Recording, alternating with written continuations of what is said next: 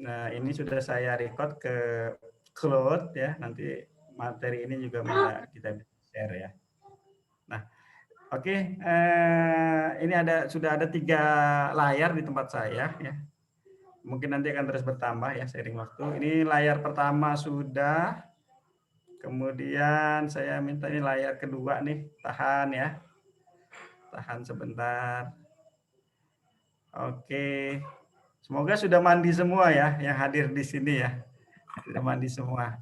Ya, dari tampangnya sih sudah ini. Oke. Yang ketiga, layar ketiga ini. Oke, sudah. Oke, sudah ya.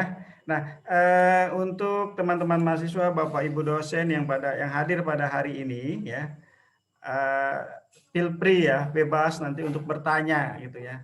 Karena gini, kemarin 2 hari lalu itu ya sampai hari ini, kalau kita biasa investasi di saham ya, saham itu lagi merah semua kemarin itu. Ya, indeks harga saham gabungan anjlok lagi ke level 5.900 kemarin ya. Nah, diisukan bahwa para investor ini beralih ke cryptocurrency. Nah, sekali lagi, cryptocurrency itu kan sifatnya high risk gitu ya, high risk. Risikonya sangat tinggi, sangat volatile. Nah, jadi kalau kita masuk tanpa pengetahuan, ya khawatir saja ya, investasi kita hilang dalam sekejap gitu ya. Nah, apa dan bagaimana cryptocurrency, kemudian apa dan bagaimana kaitannya dengan blockchain, nanti insya Allah akan dibahas pada hari ini, pagi ini oleh Pak Rai, yang saya tahu sangat expert di bidang ini, gitu ya, sangat expert di bidang ini. Iya, karena saya teringat dengan beliau itu tahun 2017 waktu saya main ke Bandung gitu. Jadi cerita blockchain. Nah, kami di Tarakan Pak Rai baru ngehnya lagi adalah kemarin-kemarin hitungan bulan gitu ya. Oke, demikian pengantar dari saya. Silahkan Pak Rai, waktu dan tempat saya persilahkan. Oke, makasih Pak Ahmad. Sampai jam berapa nih Pak buat presentasinya nih?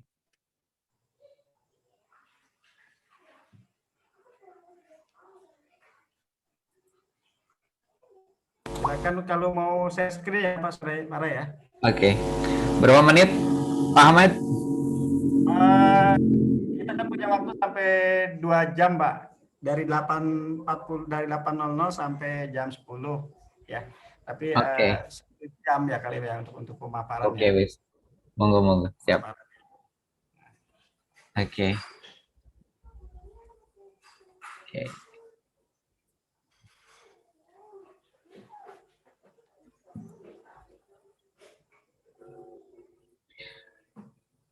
Bismillahirrahmanirrahim. Assalamualaikum warahmatullahi wabarakatuh. Waalaikumsalam. Waalaikumsalam warahmatullahi wabarakatuh. Selamat pagi, saudara semua, Pagi, Pak. Bapak Ibu semua. Semoga sehat ya dimanapun Bapak Ibu, saudari semua berada. Ya, salam sejahtera buat kita semua. Perkenalkan, nama saya Rai Virgana. Saya teman baik dari Pak Ahmad. Sebenarnya beliau yang lebih expert sebenarnya, dan beliau ini adalah senior saya. Beliau sudah doktor duluan, sedangkan saya sendiri masih merangkak menuju akhir daripada sekolah S3.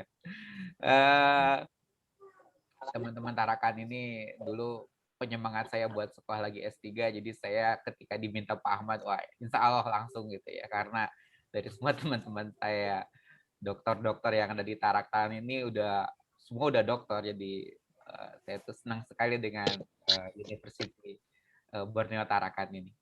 Teman-teman semua, saya diminta oleh Pak Ahmad untuk coba mempresentasikan apa yang saya tahu tentang blockchain dan cryptocurrency. Memang sesuai judul kemarin itu adalah masa depan teknologi blockchain, untung rugi cryptocurrency. Teman-teman semua memang berkaitan dengan blockchain ini memang sesuatu yang sangat famous di 10 tahun terakhir ini. Dan perlu diketahui oleh teman-teman sendiri, memang hampir semua sekarang menjadi urusan semua pihak, urusan blockchain ini. Dari sudut peraturan, alhamdulillah kita punya peraturannya teman-teman ya. Ini juga baru banget teman-teman ya. Peraturannya juga baru seumur jagung 2 tahun yang lalu. Sedangkan sebenarnya cryptocurrency ini sudah jauh berjalan hampir 10 tahun yang lalu. 2009, 2010 itu udah mulai jalan di luar. Jadi kita ini sebenarnya ini peraturan agak cukup terlambat sehingga banyak teman-teman yang terkena imbas dari masalah cryptocurrency. Tapi alhamdulillah sebenarnya sekarang kita sudah punya peraturannya. Ini adalah Peraturan Menteri Perdagangan Republik Indonesia nomor 99 tahun 2018 tentang kebijakan umum penyelenggaraan perdagangan berjangka aset kripto. Jadi pada dasarnya di sudut Kementerian Perdagangan dia menjadi suatu komoditas teman-teman ya. Jadi memang teman-teman juga harus tahu dulu masalah istilahnya perdagangan berjangka, khususnya future exchange ya. Dia tuh nanti ada satu lembaga yang namanya Bapepti. Nanti kita coba bahas lagi di bawah. Tapi kalau teman-teman bertanya, apakah dasar daripada khususnya kalau kita bicara cryptocurrency ya teman-teman ya. Mungkin kalau saya bicara blockchain, mungkin banyak teman-teman yang belum paham apa itu blockchain. Atau misalnya bicara tentang cryptocurrency, mungkin banyak teman-teman juga yang belum, maaf ya teman-teman. Jadi teman-teman juga yang belum, sebentar. Pak Ahmad nanti minta direkam ya Pak Ahmad. Ada. Thank you. Ini kita rekam pakai cloud. Ya, oke. Jadi teman-teman, jadi supaya kita tidak salah paham dulu teman-teman ya, karena masalahnya ketika urusan cryptocurrency ini yang paling muncul pertama itu masalah regulasi teman-teman ya. Jadi karena ada sesuatu yang sangat bahaya di sini dan kalau kita tidak bermain dengan cantik takutnya teman-teman masuk ke ranah hukum dan pidana. Nah, itu yang kadang-kadang yang harus kita hindari teman-teman ya. Sebelum tahun 2018 banyak teman-teman yang bermasalah dengan hukum ya. Jadi kenapa masalahnya? Mungkin gini teman-teman. Kalau kita bicara cryptocurrency, mungkin teman-teman lebih sering dengar kata-kata Bitcoin ya. Jadi kalau saya mungkin bicara Bitcoin, kayaknya hampir semua orang apapun latar belakang pendidikannya pasti pernah dengar Bitcoin apa sih Bitcoin? Nah itu. Jadi salah satu cryptocurrency yang paling terkenal gitu ya, paling famous itu mungkin Bitcoin, dan memang dia tuh menjadi istilahnya ya bahasa lainnya underlying aset buat alternatif koin yang lain. Jadi kalau bicara Bitcoin, saya pikir semua orang pernah dengar kata-kata Bitcoin ya, apalagi ketika kemarin si ownernya Tesla itu membeli segitu banyak Bitcoin, itu menjadi sesuatu yang sangat famous sedunia dan hampir menggerakkan lagi perdagangan Bitcoin. Nah, teman-teman perlu teman-teman ketahui karena kata-katanya itu udah kata-kata currency, teman-teman. Jadi udah kata-kata mata uang. Nah, di sini kita harus benar-benar hati-hati, teman-teman. Kenapa? Karena gini, teman-teman ya. Jadi buat teman-teman semua yang belum tahu, khususnya yang belum tahu ya, kita ini punya Undang-Undang Republik Indonesia Nomor 7 Tahun 2011 tentang mata uang ya. Nah, di sini yang kita harus hati-hati teman-teman ya. Kenapa? Karena kalau kita bicara tentang mata uang, satu-satunya mata uang yang berlaku di Republik Indonesia ini hanya rupiah, teman-teman ya. Hanya rupiah. Itu sering didengungkan oleh Bank Indonesia ya sebagai regulator moneter ya. Nah, kenapa kita harus bicara dari undang-undang ini teman-teman ya? Karena ada satu pasal di halaman 16 ya. Nah, ini teman-teman ya. Karena ini undang-undang masuk kategori undang-undang pidana, teman-teman ya. Jadi ada ketentuan pidana ya. Jadi teman-teman bisa lihat Coba perhatikan setiap orang yang tidak menggunakan rupiah dalam setiap transaksi yang mempunyai tujuan pembayaran, coba diperhatikan teman-teman, setiap transaksi yang mempunyai tujuan pembayaran, ya. Di sini setiap orang yang tidak menggunakan rupiah, setiap transaksi yang mempunyai tujuan pembayaran, penyelesaian kewajiban lainnya yang harus dipenuhi dengan uang dan atau transaksi keuangan lainnya. Nah, ini udah diancam teman-teman ya. Jadi diancam dengan pidana kurungan paling lama 1 tahun dan pidana denda paling banyak 200 juta. Nah, ini harus dicamkan dulu teman-teman ya. Harus dicamkan dulu baik-baik bahwa Undang-Undang Nomor 7 tahun 2011 tentang mata uang itu sudah panjang lebar berkata bahwa satu-satunya mata uang yang berlaku di Republik ini hanya rupiah, teman-teman ya. Hanya rupiah. Urusan praktikal di lapangan itu banyak yang menggunakan, Pak, waktu saya wisata ke mana mereka pakai US, Pak, nggak masalah ya. Mungkin belum masuk ranah pidana, teman-teman. Jadi kita tahu dulu lah minimal rambu-rambunya, teman-teman ya. Kita tahu dulu rambu-rambunya. Nah, loh, sekarang berarti ini contoh salah satu cryptocurrency itu Bitcoin, jadi buat apa gitu kan ya, buat apa. Nah, memang peraturan yang ini agak terlambat muncul teman-teman ya sebenarnya ya. Saya aja dulu saya pribadi ketika dulu memang sudah masuk pasar gitu ya, ketika kita memang sudah masuk khususnya Bitcoin ya, khusus Bitcoin itu belum ada rules ini. Jadi peraturan ini belum ada ya. Wah, itu tiap hari itu pasti di TV itu dulu era-era tahun 2017 ke belakang itu, 2018 ke belakang itu rame terus ya. Jadi selalu yang dibicarakan kenapa ada mata uang baru di Republik ini.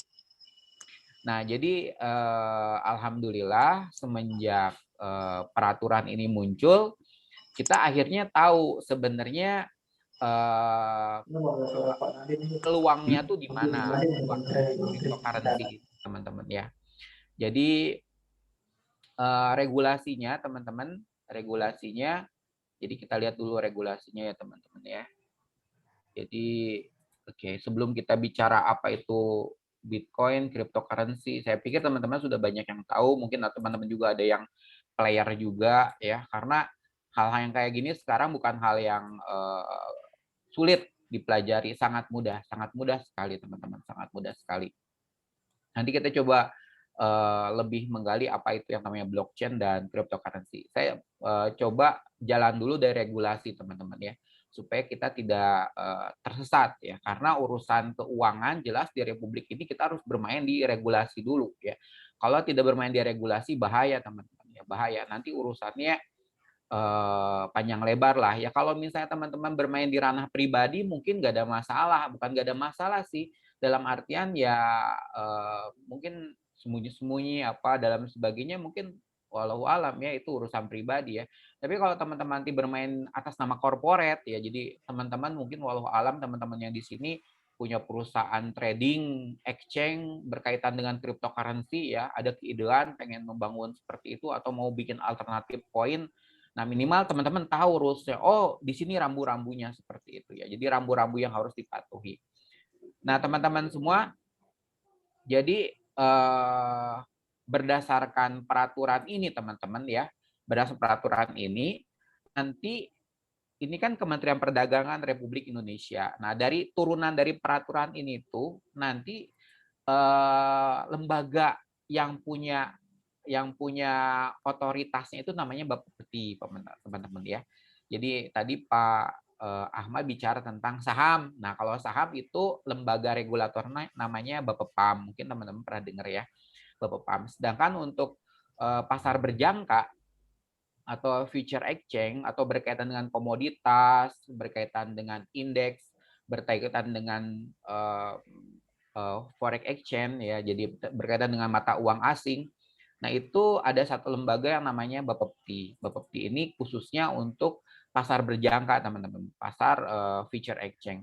Bukan lembaga baru, teman-teman. Ini udah lama banget, asli udah lama banget. Saya pernah urusan lama dengan urusan ini.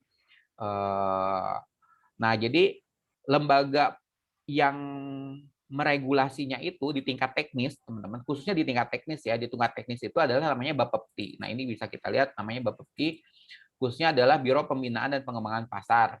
Bapepti yang memang juga berkaitan dengan Kementerian Perdagangan. Ini kantornya di Jakarta, di Kramat Raya. Nah, coba kita lihat teman-teman ya. Jadi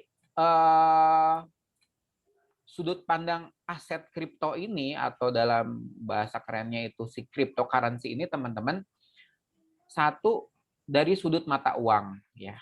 Dari sudut mata uang sesuai tadi kita lihat undang-undangnya teman-teman ya. Jadi alat pembayaran yang sah di Indonesia adalah rupiah. Ya, adalah rupiah. Aset kripto bukan sebagai alat pembayaran. Ya. Nah, ini memang kita harus lihat dulu aturannya teman-teman. Sengaja kita lihat dulu supaya kita tahu bahwa memang cryptocurrency ini tidak bisa digunakan untuk sebagai alat pembayaran ya yang sah ya. Jadi takutnya teman-teman punya marketplace, bikin marketplace terus atau bikin e-commerce terus teman-teman bikin judul kami menerima Bitcoin untuk pembayaran pembelian furnitur kami misalnya itu. Nah, itu sebenarnya teman-teman berarti sebenarnya itu bisa berhadapan dengan hukum sebenarnya.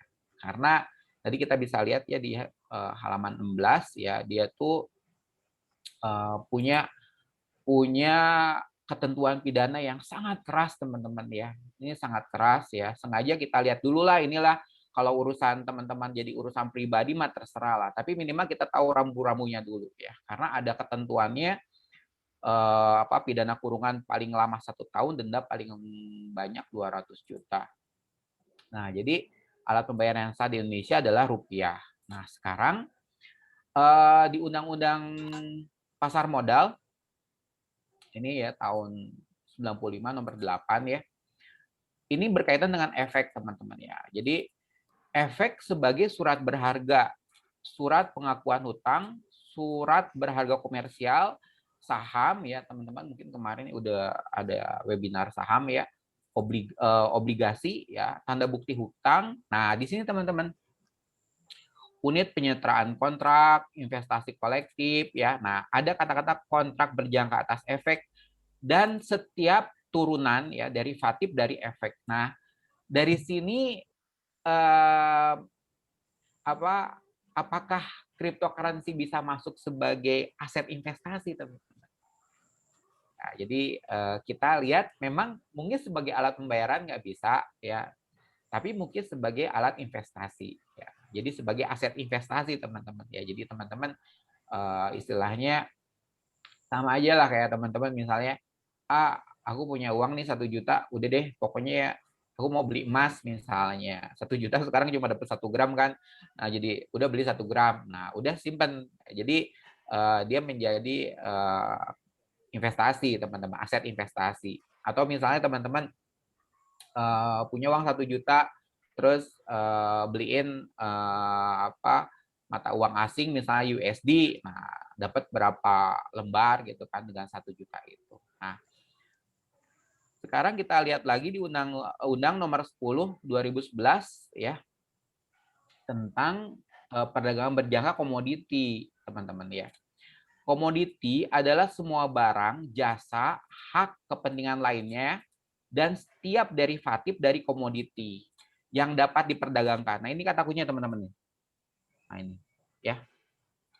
Ini ke bawahnya karena masalahnya pasar berjangka tuh banyak teman-teman ya. Kalau teman-teman belum pernah berurusan dengan pasar berjangka ya atau future exchange mungkin agak sulit memahaminya ya, agak sulit tapi teman-teman mungkin kalau saham mungkin lebih gampang memahaminya teman-teman ya. Saham itu lebih gampang memahaminya. Tapi kalau future exchange itu untuk beberapa komoditasnya tuh agak sulit memahaminya ya. Jadi kadang-kadang ada istilah kita bisa masuk dalam posisi buy, kadang-kadang kita bisa masuk dalam posisi sell. Itu waktu saya ingin masuk pasar future exchange mungkin dulu sekitar tahun 2002-an ya. Tahun 2002-an tuh saya pribadi sudah masuk future exchange dulu ya. Kita sudah main banyak forex di situ. Nah, jadi kata kunci di sini teman-teman nih. Setiap derivatif dari komoditi yang dapat diperdagangkan. Nah, cryptocurrency itu memang menjadi polemik yang sangat besar sebelum 2018 ya. Jadi di satu sisi Bank Indonesia bilang bahwa alat pembayaran yang sah di Indonesia hanya rupiah. Nah, tapi teman-teman yang lain dari sudut teman-teman di bidang future exchange ya, di bidang komoditas ya, di bawah Bapepti khususnya Kementerian Perdagangan, melihat bahwa masyarakat ini punya animo yang sangat luar biasa terhadap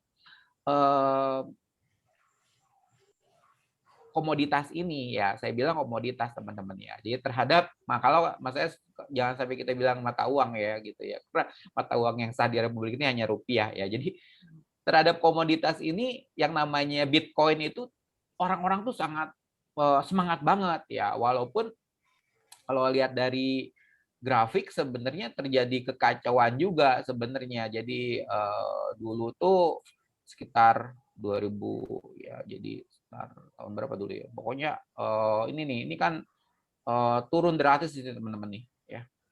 Jadi ini grafiknya teman-teman ya. Jadi ini grafik sih dari sini udah jalan ya gitu ya. Panjang ceritanya teman-teman ya, kenapa dia bisa menjadi satu aset ya, itu panjang ceritanya, nanti semoga kita bisa sampai ke sana ceritanya ya. Kapan sih istilah, siapa sih yang memulainya seperti itu. Nah teman-teman semua, kita coba lanjut dulu sini teman-teman ya. Nah jadi faktor utama penetapan sebagai komoditi nih, jadi di mata pemerintah Republik Indonesia, dalam hal ini Kementerian Perdagangan, khususnya Bapepti sebagai otoritas teknisnya ya. Nah itu mereka melihat cryptocurrency ini sebagai komoditi teman-teman. Ya tolong ya teman-teman ya, sebagai komoditi teman-teman, bukan sebagai mata uang ya. Jangan lupa sebagai komoditi. Ya. Nah hasil riset mereka 2018 ya, 2 tahun yang lalu teman-teman ya, belum lama banget ya. Nah jadi pemikirannya pemerintah, pertama harga fluktuatif ya. Memang teman-teman ini harganya fluktuatif. Harga-harga koin itu sangat fluktuatif dan cukup liquid ya. Jadi memang cukup liquid teman-teman ya, cukup liquid ya. Kalau lihat dari sudut pasarnya itu agak sulit digeser dulu. Nah ini teman-teman ya, jadi saya sendiri sih sekarang tuh banyak banget exchange-nya teman-teman ya, exchange-nya banyak banget. Ini saya pribadi pakai Indodax teman-teman ya. Teman-teman lain ada yang pakai toko kripto. Jadi kalau ngomongin cryptocurrency ya, yang paling gampang dulu berpikir ini teman-teman ya. Jadi kalau kita ngomongin uang gitu ya, uang itu kan you bisa simpan di bank ya, simpan di bank ya, jadi simpanan, jadi deposito, jadi giro gitu kan ya. Nah, itu kalau bahasa di cryptocurrency-nya disebut cold storage ya. Jadi tempat penyimpanan yang dingin, yang aman seperti itu ya. Cold storage berarti kita nyimpan uang kita di bank gitu kan. Jadi nanti kita cuma ngecek aja di mobile banking, oh duit kita masih ada, duit kita masih ada. Nah itu. Nah, tapi dalam dunia cryptocurrency juga ada istilah hot storage ya. Hot storage itu uang itu percis kayak teman-teman pegang uang ya, dan uangnya teman-teman simpan di dompet. Ya. Atau misalnya kayak kayak orang tua kita suka nyimpan uang di bawah bantal, di bawah tempat tidur. Nah, itu hot storage ya. Nah, jadi kenapa? Karena resikonya besar ketika disimpan di dompet atau di bawah bantal ya. Mungkin bisa karena secure-nya kurang, keamanannya kurang. Nah, dalam dunia cryptocurrency juga ada istilah itu, teman-teman. Jadi, kita nyimpan uang di laptop kita, di file sebenarnya ya, di file. Jadi filenya kita pegang ya, filenya kita pegang, atau kita bikin suatu paper wallet sebutnya ya. Jadi karena kuncinya itu sederhana untuk transaksi ini. Jadi kalau misalnya pertanyaannya apakah kita harus disimpan di lembaga seperti yang teman-teman lihat ini ya, kayak Indodax, tidak selalu teman-teman ya, tidak selalu ya. Jadi Anda bisa menyimpan cryptocurrency ini secara cold storage, istilahnya you simpen di file atau you cetak di kertas ya, terus simpen di deposit di bank ya. Jadi you bisa cetak di kertas ya. Nanti jadi kalau nanti teknisnya nanti kita bicarakan lagi. Kita kembali lagi sih dulu. Jadi teman-teman semua, dari sudut regulasi sudah ada regulasinya ya teman-teman. Jadi tidak ada intervensi pemerintah ya. Nah, memang dari semua future exchange ini yang paling, jadi bagaimana cara kerja cryptocurrency itu teman-teman, itu benar-benar sebenarnya benar-benar artificial intelligence ya. Jadi benar-benar dia tuh bekerja secara otomatis ya. Makanya bukan tersentralisasi ya, dia tuh desentralisasi ya. Nah, nanti kita bicara lebih teknisnya ya.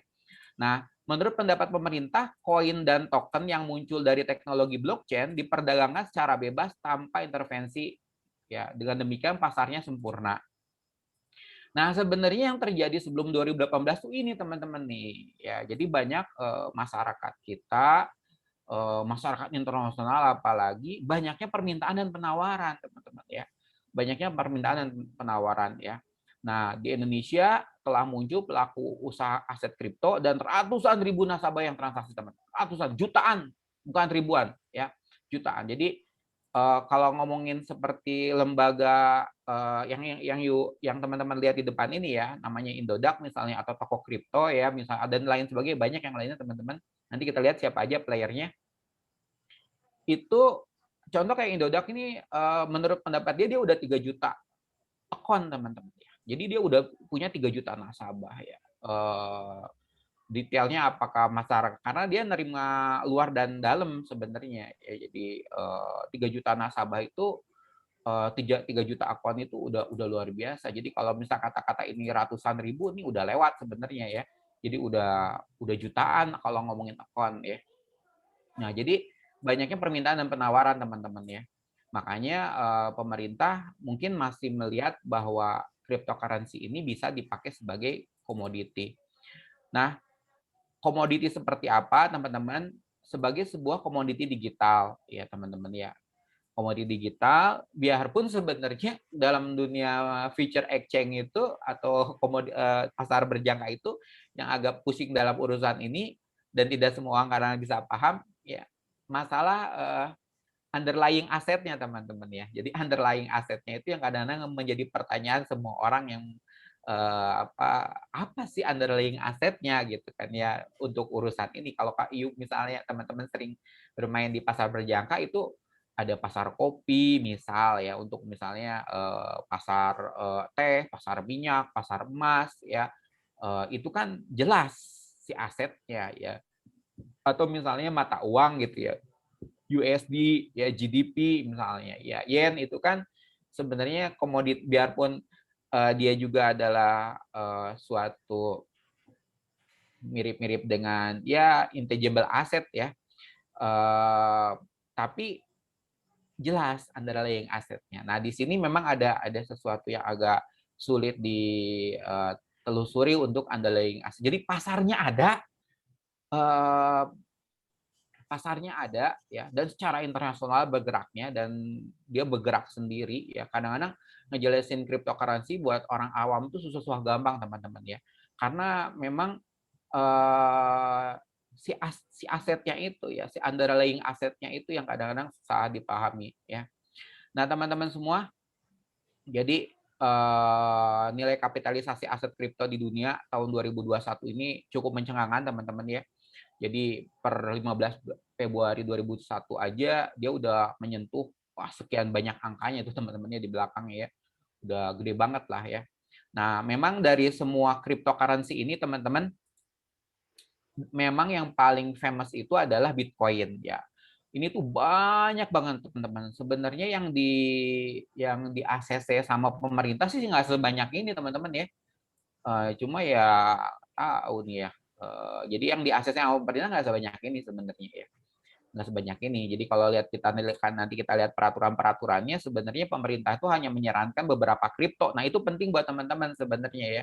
Buat teman-teman tuh penting ya. Jadi kalau lihat peraturannya, teman-teman harus lihat ke peraturan-peraturan yang dikeluarkan oleh pemerintah ya. Jadi seperti ini nih teman-teman ya. Jadi ini udah turun peraturannya ya. Jadi oleh Bapepti. Bapepti itu artinya ini teman-teman nih. Badan Pengawas Perdagangan Berjangka Komoditi. Nah, itu ya. Bapepti singkatnya itu. Nah, jadi aturan yang tadi dari kementerian dia turun jadi aturan seperti ini. Nah, di sini tuh nanti dibicarakan teman-teman. Jadi aset apa aja yang diperdagangkan. Nah, itu ya. Khususnya yang di peraturan yang ini nih. Nah, ini ya. Ini juga semua tuh baru banget teman-teman peraturannya tuh. Jadi masyarakat udah melaju kemana gitu kan, peraturannya baru muncul sumur jagung gitu kadang-kadang ya. Nah, ini ya.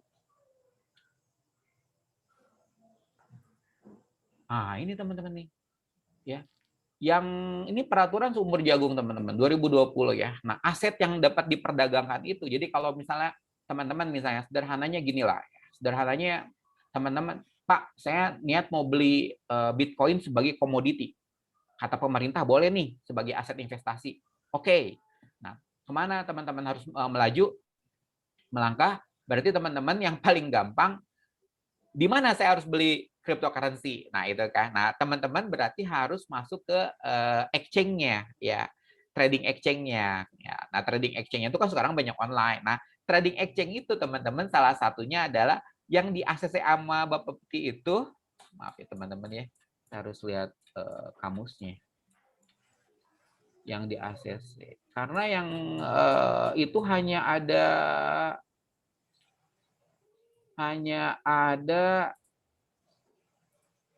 kurang dari 10.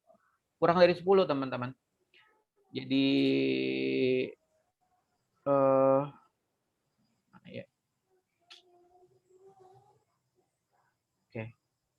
Nah, jadi teman-teman misalnya ya. Jadi kalau yang paling ya Pak Ahmad senang toko kripto gitu kan. Toko kripto. Nah, ini contoh nih yang famous lah ya. Nah, ini toko kripto teman-teman ya. Saya sendiri sudah lama pakai Inodak ya karena dia udah yang pertama ya teman-teman ya. Si Inodak ini yang pertama dan termasuk yang pasarnya besar ya. Cuma yang lain seperti toko kripto mungkin buat teman-teman lebih gampang ya, kalau nggak salah cuma 50.000 ininya tuh ya memulainya ya. Jadi buat kelas mahasiswa ini benar-benar asik lah ya gitu. Saya mau beli dah dengan duit 100.000 mau beli Bitcoin, moga-moga beruntung gitu ya. Nah, mungkin teman-teman bisa masuk dari toko kripto ini. Nah, karena nanti setelah jadi perusahaan-perusahaan kayak gini teman-teman, ini yang di ACC sama kementerian itu jumlahnya kurang dari 10 teman-teman ya. Jumlahnya kurang dari 10 dan sangat sedikit teman-teman ya, sangat sedikit. Jadi teman-teman nanti harus teman-teman ya. Ini alat bukti. Jadi supaya kita bicara data ya teman-teman, kita harus bicara data. Yang di sini peraturan. Maksudnya kalau bicara kayak gini teman-teman main di peraturan teman-teman. Jadi supaya kita tidak tersesat gitu ya. Oh, di peraturan yang lain berarti. Nah, teman-teman pokoknya nanti kita lihat ya ada di file yang lain nih siapa aja playernya. Jadi playernya itu sangat sedikit teman-teman ya, sangat sedikit. Itu yang di ACC itu ini gua ada di sini ya. Ada juga. Nah, jadi oke lah ya ini memang tidak adil, tapi pokoknya misalnya masuk dari 2 toko besar ya. Indodax memang player pertama dan udah lama ya. Di sini banyak pemain besar teman-teman ya. Jadi pemainnya benar-benar gede-gedean gitu kan ya. Kemudian you bisa masuk dari toko kripto. Nah, ini cukup famous juga sekarang ya. Nah, ini ada sekitar ya sekitar 7 lagi dah yang di ACC pemerintah ya teman-teman. Jangan lupa yang di ACC oleh pemerintah. Nah, setelah teman-teman punya akun di misalnya di salah satu antara dua pasar yang di ACC pemerintah ini, tinggal teman-teman pengen beli kripto yang mana ya. Nah, kripto yang di ACC pemerintah itu kalau lihat dari peraturannya ini teman-teman yang tadi ya. Jadi yang di ACC pemerintah itu teman-teman itu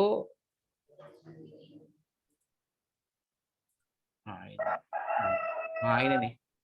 Nah ini teman-teman di peraturan 2020 itu pemerintah itu meng-ACC sekitar nah ini ya paling atas Bitcoin teman-teman ya karena memang kalau ngomongin cryptocurrency khususnya ya mungkin yang paling terkenal Bitcoin teman-teman ya karena saya pikir hampir seluruh masyarakat Indonesia khususnya mungkin yang awam atau yang awam ya kalau bicara Bitcoin mungkin pernah kelewat ya karena ini berita Bitcoin ini paling sering diberitakan di media massa. Nah, tapi sebenarnya teman-teman sudah hampir 10 tahun terakhir ini berkembang poin-poin yang lain sebenarnya ya, berkembang poin-poin yang lain ya. Nah, itu ini yang di ACC pemerintah itu hampir nah itu tuh banyak.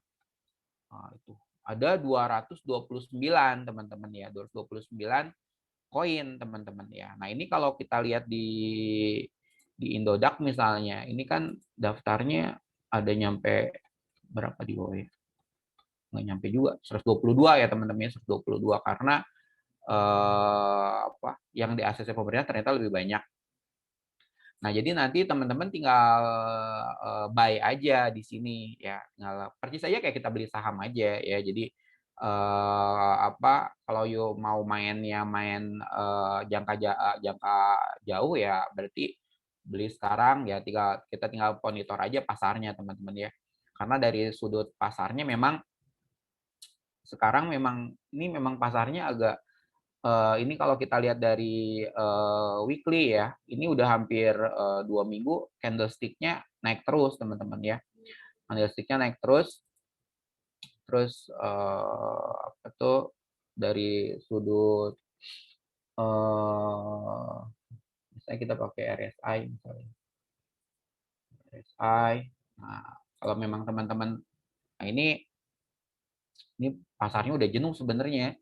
Pasarnya udah jenuh, dia udah capek naik terus sebenarnya. Jadi ya sebenarnya keputusan teman-teman mau investasi di cryptocurrency ini ya teman-teman persis kayak Pak Ahmad bilang tadi sampaikan ini high risk banget teman-teman ya. Ini high risk banget. Kalau you nggak mau high risk ya you main di reksadana lah, main di saham gitu ya. Ini high risk banget ya karena nggak ada laporan keuangannya teman-teman. Laporan keuangannya. Kalau teman-teman kan sama, teman-teman bisa baca laporan keuangan. Oh kalau saya kayaknya mau main yearly gitu kan. Oh, udah baca aja laporan keuangan. Wah, itu ternyata udah hampir 10 tahun perusahaan untung terus gitu kan ya. Memang untungnya gede-gede banget. Nah, ini kalau ini nggak ada laporan keuangan ya teman-teman ya. Jadi teman-teman benar-benar hampir mirip dengan main forex sebenarnya. Hampir mirip dengan main forex ya. Dan dia juga sebenarnya dipelajari secara teknikal bisa ya dipelajari secara kadang-kadang dia melaju secara fundamental ya jadi ada berita-berita gitu kan ada berita-berita baru dia gerak banget ya dia gerak banget. Nah jadi teman-teman sebenarnya kalau lihat dari pakai moving average eksponensial aja ya dia udah masih melaju ya jadi nah teman-teman memang istilahnya kalau memang mau niat bermain di sini ya teman-teman harus tahu teknik-teknik bagaimana menganalisa ya kecuali kalau teman-teman mau dingin-dingin aja deh gitu maksudnya ini aku punya duit 5 juta mau beli Bitcoin ya udah diemin aja deh nah gitu ya memang dalam sejarahnya sampai sekarang dia masih bullish teman-teman ya masih merangkak naik aja nggak karuan ya gitu kan yang penting teman-teman harus bisa tahan diri aja ketika harganya turun ya gitu kan ya jadi dulu 2017 gitu ya. Ini di sini ini banyak orang sakit hati teman-teman dan tidak sabar ya di sini tuh ya. Jadi ya sama aja dengan kita beli aset ya. Sekarang kemarin emas turun ya. Emas turun sekitar berapa ya itu mungkin sekitar 50 poin gitu, 60 poin. Nah, itu kan tapi kan pada dasarnya sepanjang sejarah emas tuh merangkak terus gitu kan ya. Apakah emas pernah turun? Pernah, jelas ya. Tapi kalau ngomongin 30-40 tahun terakhir ya emas merangkak naik terus, nggak karuan terus gitu kan ya. Dia pernah turun. Ini juga sama teman-teman ya. Ini ketika di sini tuh banyak orang yang apa ya, termasuk saya juga teman-teman, karena saya main di apa dulu sering main di cloud mining juga gitu kan ya. Nah, ini dan teman-teman yang mining juga ini rugi gitu kan. Rugi dalam artian apa, si asetnya turun nih teman-teman. Ini asetnya turun nih di sini. Ini tahun berapa sih ini? 2019 ya. Nah, pokoknya mulai dari sinilah. Ya mulai dari 2017 ini banyak orang yang nggak sabar, termasuk saya pribadi teman-teman ya. Jadi wah ini aset bakal bubar nih gitu kan. Pikiran nih aset bakal bubar nih ya. Benar-benar karena di sini tuh banyak negara 2017-an tuh banyak negara yang eh, apa mengharamkan cryptocurrency teman-teman ya. Itu mengharamkan cryptocurrency. Jadi ya termasuk negara kita teman-teman. Jadi kita tuh 2017 tuh Bank Indonesia keras-kerasan bilang bahwa alat pembayaran yang sah di Republik ini hanya rupiah. Nah, kemudian negara lain lebih keras lagi teman-teman ya, kayak di China itu benar-benar nggak boleh tuh transaksi Bitcoin. Jadi kalau kalau nggak salah ya di China itu hanya boleh masyarakatnya, kalau mereka mining Bitcoin boleh gitu kan ya. Tapi kalau misalnya mereka buy sell Bitcoin nggak boleh gitu ya. Nggak boleh tuh. Jadi memang dia nggak kontrol teman-teman ya. Dia nggak kontrol. Jadi kalau ngomongin aman tidak aman bagi suatu negara, jelas tidak aman teman-teman ya. Jadi kalau ngomongin sudut politik dan ekonomi, jelas secara politik ini mengganggu stabilitas moneter sebenarnya, andaikan dia bakal gede banget ya gitu. Buat negara-negara mungkin China kemarin ketika dia bikin peraturan benar-benar mengharamkan banget itu kita sih masih sebenarnya negara kita belum belum keras-kerasan ya teman-teman ya. Orang-orang masih pada bisa buy sell gitu kan ya, hampir sampai sekarang ya. Itu di China benar-benar nggak boleh banget ya. Bahkan sekarang China udah mempersiapkan diri bikin cryptocurrency under bank sentralnya teman-teman ya. Jadi mereka tuh udah siap-siap meluncur gitu kan. Jadi apa? Ini saya punya dokumen punya China, Australia itu udah bagus. Nah ini China. Nah ini nih, ini Australia. Nah ini kita tuh agak terlambat sebenarnya. Jadi ini Australia aja yang memang belum, tapi mereka udah bikin kebijakan ya. Udah kebijakan nih, the National Blockchain Roadmap. Nah ini ya. Jadi kita kalau ngomongin blockchain, mereka udah siap-siap karena mereka lihat ternyata si cryptocurrency kayak Bitcoin yang masuk di pasar bebas, nggak ada yang mengendalikan, itu seperti menggerus sistem moneter mereka teman-teman ya, sistem keuangan beberapa negara ya gitu kan ya. Jadi beberapa negara mengharamkan si cryptocurrency ini teman-teman ya. Ada beberapa negara. Nah ini yang blockchain-nya China juga. Nah ini China. Ini punya China teman-teman ya. Ini saya punya dokumennya. Blockchain as a financial infrastructure. Nah ini BI lagi menggodok ini teman-teman ya. BI lagi menggodok ini dan Cina udah mulai praktikum kalau dia ya. Jadi dia udah pakai JDID, kalau JD.com-nya itu tuh. Jadi si infrastrukturnya. Jadi mereka tuh kalau kita ngomongin cryptocurrency yang tadi teman-teman lihat, itu benar-benar tidak ada yang mengendalikan teman-teman ya. Pasar naik turun itu tergantung permintaan penawaran aja. Nah, ini ceritanya beberapa negara itu mau bikin cryptocurrency versi negaranya masing-masing, teman-teman. Nah, itu ya. Bahkan mau disambungin ya, ada satu lembaga namanya bank settlement ya. Bank settlement tuh udah berpikir ke sana. Nah, ini China udah bikin seperti ini. Katanya mereka udah mulai rame ya, udah mulai praktikum gitu ya urusan ini tuh ya. Jadi di atasnya central bank. Nah, ini di bawahnya mirip dengan cryptocurrency versi negara mereka, teman-teman.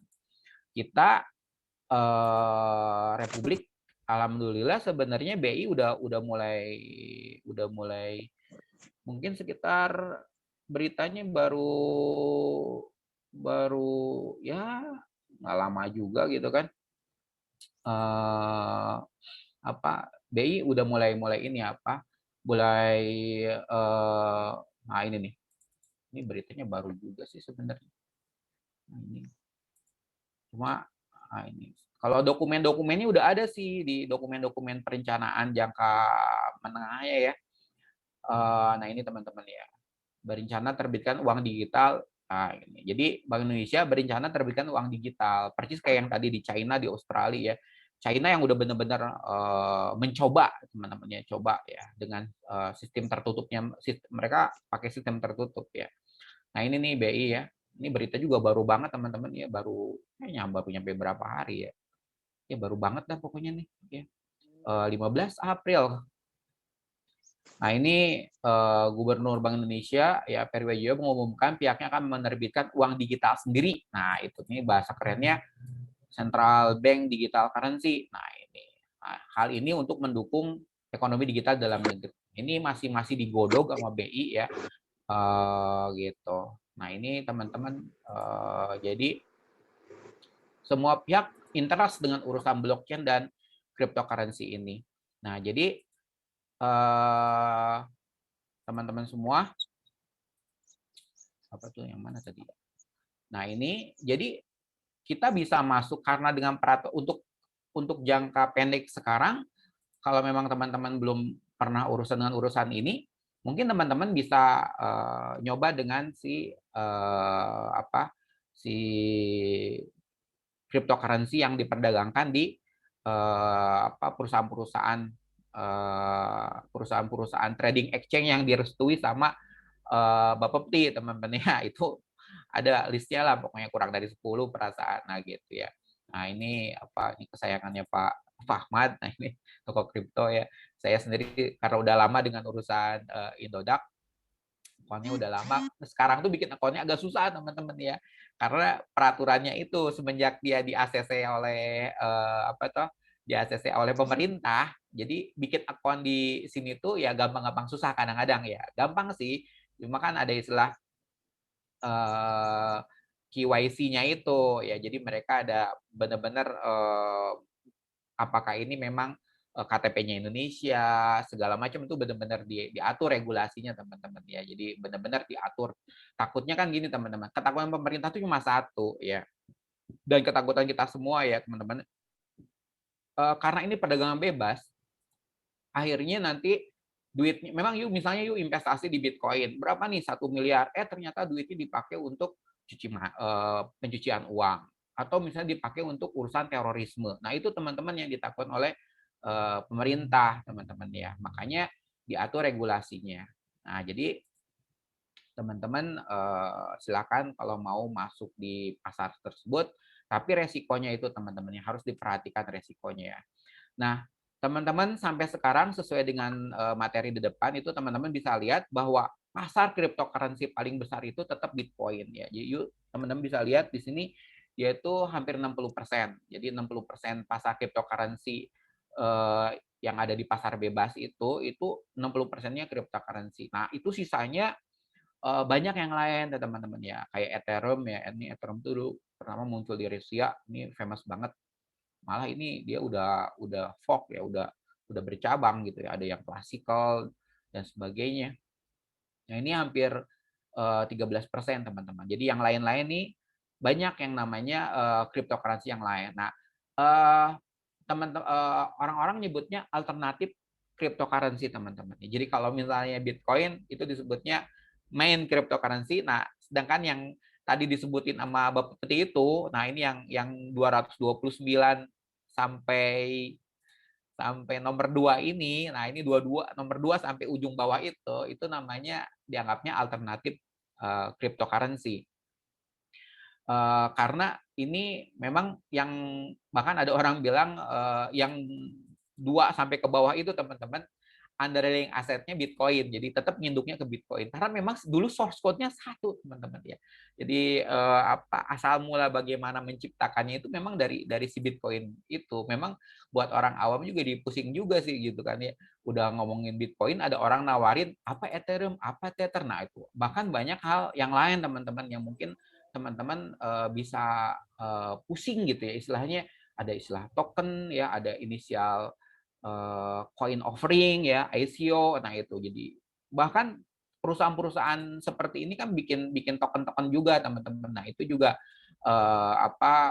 cukup menarik sebenarnya teman-teman ya, dan kadang-kadang si perubahan harganya itu lebih volatil teman-teman. Jadi kalau misalnya teman-teman suka bermain scalp ya, istilahnya suka bermain pendek gitu ya, mainannya tiap malam gitu ya, atau tiap 3 harian atau weekly-an, mungkin teman-teman harus main di alternatif ya. Kalau alternatif itu pergerakannya teman-teman bisa lihat ini alternatif semua nih ya. Ini alternatif semua dan mereka tuh angka-angkanya bener-bener wah begini gitu kan. Buat pemain pasar yang sering bermain ya teman-teman yang sering main pasar berjangka itu kan lebih senang pasarnya gonjang-ganjing teman-teman gitu kan. Jadi take profitnya lebih lebih cepat ya gitu kan. Tapi kan ada teman-teman yang pengennya masukin duitnya biarin dia merangkak gitu ya, tungguin lah 6 bulan 1 tahun seperti itu ya.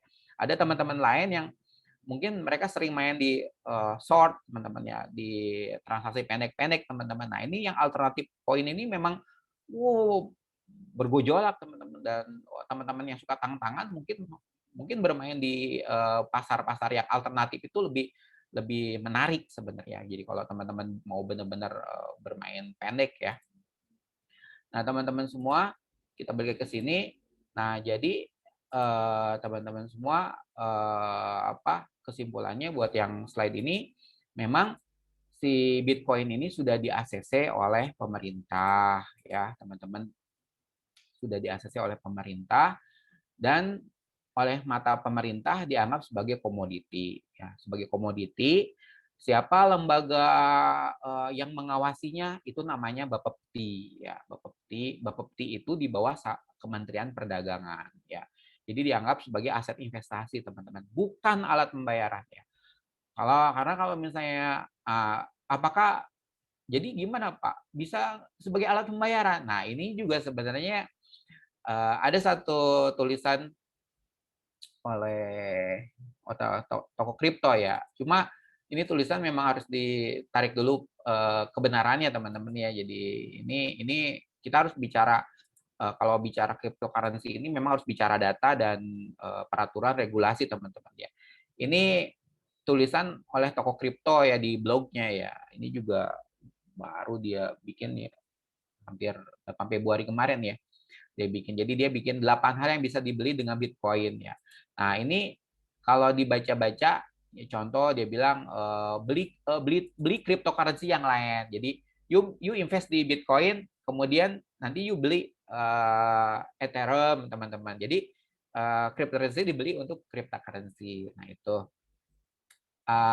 apakah sah? Nah, ini juga sebenarnya polemik ya, teman-teman ya. Kalau menurut pendapat saya sih polemik sebenarnya ya. Karena kalau ngomongin alat pembayaran, ya ini kan seperti kupon dalam basar, teman-teman ya. Kupon dalam basar gitulah, seperti itu. Nah, gift card, nah ini belanja di Amazon, Xbox, nah, kemudian apalagi itu Apple Store juga udah bisa ya. Cuma booking pesawat. Nah, ini sebenarnya list yang dibikin sama sama si toko kripto ini ya, saya nggak tahu ya teman-teman, ini bisa masalah sebenarnya menurut saya, karena pemerintah udah bikin keras banget bahwa cryptocurrency hanya sebagai komoditi aset investasi ya, bukan sebagai alat pembayaran. Jadi teman-teman hati-hati aja deh ya, kalau misalnya atas nama corporate ya, kalau atas nama pribadi mah terserah masing-masing lah ya itu ya. Tapi kalau teman-teman bergerak atas nama corporate, nah itu saya pikir teman-teman harus hati-hati. Jadi misalnya teman-teman bilang bahwa ada satu toko furnitur di luar negeri nih ya, toko furnitur nih teman-teman nih. Mana di furnitur nih? Nah ini furnitur nih. Si furnitur ini, si perusahaan ini tuh overstock ya. Overstock ini misalnya dia menerima cryptocurrency teman-teman ya. Misalnya dia bisa nerima Ethereum atau Bitcoin. Nah, terus teman-teman beli itu apa? Itu furnitur ya pakai Bitcoin. Kemudian barangnya datang ke Indonesia. Nah, itu menurut pendapat saya sih pribadi ya ini teman-teman itu memang kita harus kalau misalnya corporate ya. Misalnya kalau undang-undang itu kan biasanya kalau ke corporate gak galak banget teman-teman ya. Kalau ke pribadi mah nyantai-nyantai aja gitu ya. Tapi kalau buat corporate misalnya ini kita punya corporate ngedatangin 2 kontainer gitu kan dari luar bayar pakai Bitcoin, wah itu bikin rame itu teman-teman ya. Pasti bikin rame itu. Nah, makanya kita harus hati-hati teman-teman. Nah, jadi ini mekanismenya teman-teman ya. Jadi sebenarnya mekanisme ini persis kayak mekanisme pasar berjangka yang lain ya gitu. Jadi kalau kita sering main di pasar berjangka atau future exchange ya, main forex, main indeks, main komoditi gitu ya, main pasar emas, emas berjangka ya.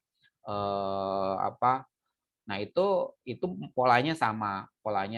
Jadi mekanisme ini yang menjaga kita sekarang, teman-teman. Jadi dulu tuh nggak ada penjaminnya, teman-teman. Jadi kalau ditanya siapa nih penjaminnya, nggak ada yang menjamin, teman-teman. Nah, semenjak ada lembaga ini, minimal kita ada yang menjamin, teman-teman. Jadi kalau misalnya teman-teman investasi miliaran juga sebenarnya nggak, ya minimal buat player-player yang apa ya, yang benar-benar hati-hati gitu ya. Dia tuh selalu lihat peraturan. Nah, mungkin ini ada baiknya ya gitu. Biarpun kalau sebelum 2018 sebelum ada peraturan juga orang-orang udah, saya perhatiin tuh yang teman-teman yang super rich gitu ya, itu udah bisa kelihatan mereka tuh buy itu miliaran gitu kan ya, bener-bener berani gitu ya. Jadi padahal peraturannya belum muncul ya. Peraturan mekanisme perdagangan aset kripto yang dirancang oleh pemerintah ini seperti yang teman-teman lihat di layar ini belum muncul ya gitu. Tapi teman-teman dulu memang udah pada berani sih. Apalagi udah ada ini ya, udah ada ini. Ini mekanisme sebenarnya mekanisme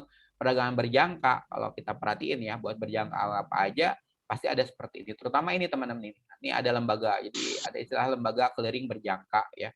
Nah, ini yang istilahnya ini kalau istilahnya itu segregate account ya. Jadi account yang dipisahkan ya itu. Jadi ya minimal kalau ada apa-apa dengan uang kita tahu ngeluh kemana itu teman-teman ya. Minimal kita bisa ngeluh kemana ya. Jadi karena teman-teman banyak kejadian ya. Jadi teman-teman harus baca kejadian-kejadian sebelum 2018 ke belakang tuh ya. Itu contoh di Jepang itu ada satu perusahaan trading exchange itu kehilangan uang teman-teman. Karena ada yang ngehack teman-teman ya itu. Wah, itu bagaimana kejadiannya itu luar biasa pokoknya. Nah, itu dan mereka kan kehilangan asetnya ya.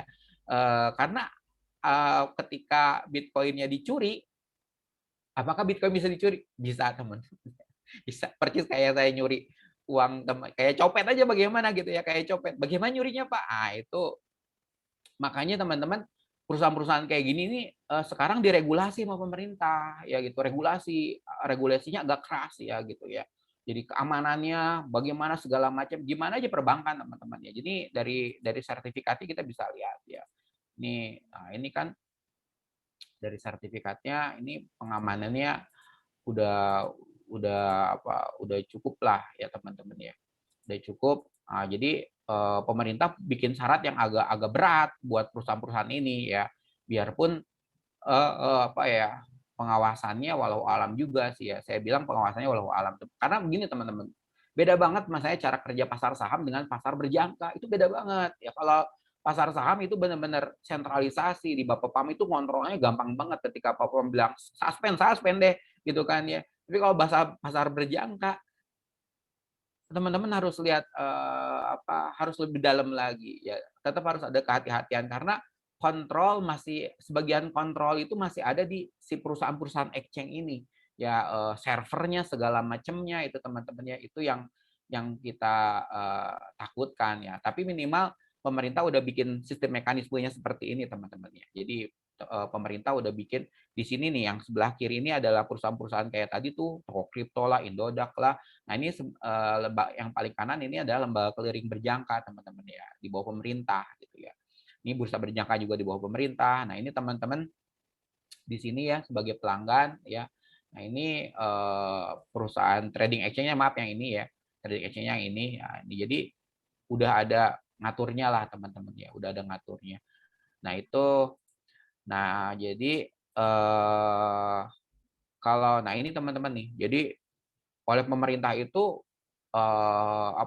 dibikin peraturan yang sebenarnya mirip-mirip dengan peraturan di perbankan juga ya sebenarnya. Contoh nih teman-teman, mereka terus punya ini teman-teman nih, ISO 27001 ya, ini berkaitan dengan keamanan manajemen keamanan sistem informasi teman-teman ya. Ini ISO 27001 ya, contoh bahwa semua staf-stafnya harus ada yang punya yang namanya sertifikat informasi sistem security profesional. Karena kan ini masalahnya mirip banget dengan sistem digital yang lain teman-teman ya, mau di perbankan kayak, mau di saham kayak, pasti masalahnya berkaitan dengan data dan informasi. Nah ini dokumen ini harus dipenuhi oleh si perusahaan-perusahaan trading exchange itu teman-teman. Makanya kenapa jumlahnya masih sedikit, kurang dari 10 kali ya. Itu karena memang syaratnya yang harus dipenuhi itu luas. Nah, saran saya teman-teman harus masuk dari situ. Tadi ada Pak ini ya, Pak itu masukin di chat ya, itu berkaitan dengan perusahaan mana aja yang di ini teman-teman, saya tuh nyari dokumen ini, aduh subhanallah. Nah, di sini. Nah, ini teman-teman. Ini 2021 ya, ini 2021 teman-teman. Nah, ini teman-teman ya. Jadi kalau teman-teman mau gabung di cryptocurrency ya, saya sarankan teman-teman masuk di sini ya. Masuk di sini ya, gitu. Pak, saya mau masuk di luar aja, ya itu terserah teman-teman ya. Banyak yang main di luar teman-teman, banyak yang main di luar ya. Karena itu sifatnya pribadi aja ya. Cuma kalau yang di ACC pemerintah yang ini ya. Jadi istilahnya perusahaan ini sudah diverifikasi oleh pemerintah ya. Jadi minimal kita sedikit ada jaminan dari pemerintah ya gitu kan, bahwa perusahaan-perusahaan ini qualified menurut pemerintah buat trading komoditi cryptocurrency teman-teman. Nah kira-kira begitu teman-teman ya. Ini udah 8.13. Teman-teman bisa masuk Bitcoin ORG teman-teman ya, buat detailnya ini saya punya dokumen nih yang seperti ini. Nanti teman-teman bisa masuk, kalau teman-teman lebih pengen paham lagi, teman-teman harus masuk ke banyak sebenarnya dokumen teman-teman ya. Dokumen tuh banyak banget. Cuma menurut pendapat saya pribadi yang di Bitcoin ORG ini termasuk yang paling ini teman-teman lihat begini kan ya. Nah, ini ada pertanyaan yang sering ditanyakan ya. Nah, ini nih. Ya, ini cukup bisa menjawab apa itu cryptocurrency ya. Jadi kalau kita mulai dari, karena menurut pendapat saya pribadi kalau teman-teman mau belajar cryptocurrency, mulailah dari Bitcoin teman-teman. Mulailah dari Bitcoin ya. Jadi karena Bitcoin adalah cryptocurrency pertama teman-teman ya. Jadi siapa yang menciptakan Bitcoin? Nah ini sebenarnya dulu ada konsep dari si Wedai ini ya. Jadi namanya tahun 98 dia kasih nama cryptocurrency. Cuma orang tuh masih berpikir bagaimana mengimplementasikannya. Nah itu diimplementasikan oleh seseorang yang namanya, dia tuh anonim teman-teman, yang namanya Satoshi Nakamoto 2009. Nah ini tahun 2009 itu baru teman-teman seumur jagung ini asli. Jadi kalau teman-teman mau masuk ke bisnis ini, menurut saya ini peluangnya masih besar ke depannya. Cuma ini benar-benar high risk teman-teman ya, high risk dan ya kadang-kadang high yield juga gitu ya. Saya bilang kadang-kadang teman ya, karena pernah di satu masa dia benar-benar benar-benar turun banget teman-teman ya, turun banget ya. Jadi ini ada satu papernya. Nah ini papernya teman-teman. Jadi 2009 tuh muncul paper seperti ini ya. Nah, ini paper pertamanya. Jadi kalau teman-teman mau bertanya, kalau memang ini agak teknis teman-teman ya. Jadi tapi menurut saya pribadi, buat teman-teman di manajemen juga ini harus belajar, karena cash system ini sebenarnya, electronic cash system ini adalah sesuatu yang mendasari di semua sistem teknologi finansial, teman-teman, mau di perbankan kayak gitu kan ya, mau di fintech kayak gitu ya, peer to peer lending kayak teman-teman, ini electronic cash system sebenarnya ya. Cuma perbedaannya kalau di cryptocurrency itu tidak ada yang mengendalikan, teman-teman. Tidak. Bagaimana bisa tidak dikendalikan? Nah, itu juga ceritanya bisa panjang, teman-teman ya. Nah, ini pokoknya dengan paper sederhana ini ada satu ide tentang Bitcoin, teman-teman ya. Ini papernya tahun 2009. Nah, kemudian apa tuh? Nah, jadi kalau dibaca nih, nih teman-teman ya, Bitcoin adalah jaringan konsensus yang memungkinkan sistem pembayaran baru dan uang yang sepenuhnya berbentuk digital. Bitcoin merupakan jaringan pembayaran peer-to-peer desentralisasi.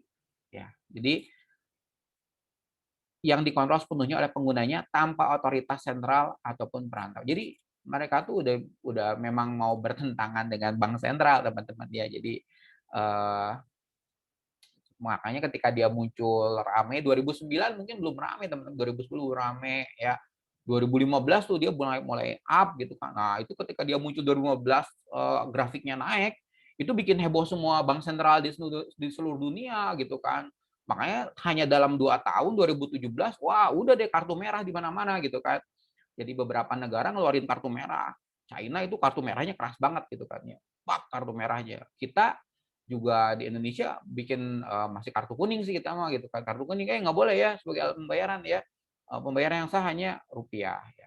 Saya pikir itu sah-sah saja teman-teman ya, karena semua negara pasti bakal melindungi sistem moneternya, karena kebayang ada uang yang keluar ya. Jadi sederhananya kan teman-teman, kalau ngomongin yang seperti ini kan hanya pemindahan aset, teman-teman. Teman-teman punya mobil ya, dijual duitnya, teman-teman beliin misalnya di Indodax atau di toko kripto, mobil berapa nih? Duit 50 juta, beliin Bitcoin gitu kan. Nah, itu duitnya kan keluar, teman-teman. Nanti itu kan bisa apa mengganggu sistem moneter kita kalau misalnya uangnya banyak keluar ya. Nah, ini jadi di sini apa? Jadi kalau misalnya ditanya siapa yang mengendalikan jaringan Bitcoin, tidak ada yang memiliki jaringan Bitcoin, teman-teman. Ini tidak ada yang memiliki jaringan Bitcoin. Bagaimana memahaminya?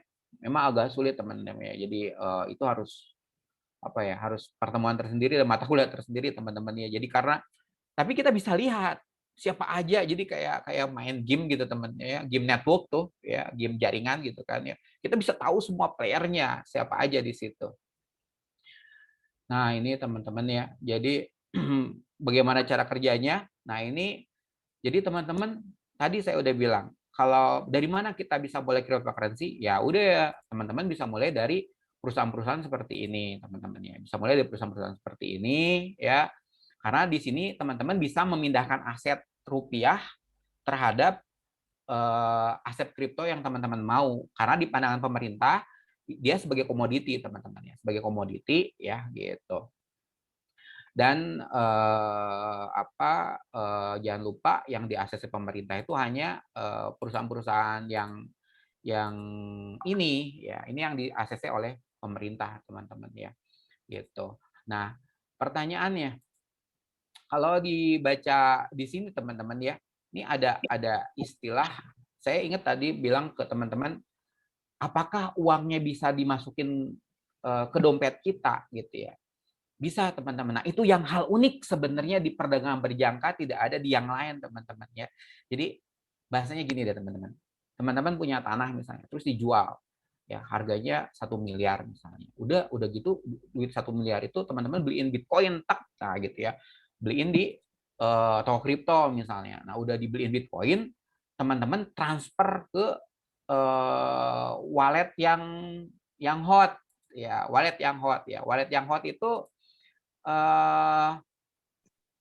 contohnya adalah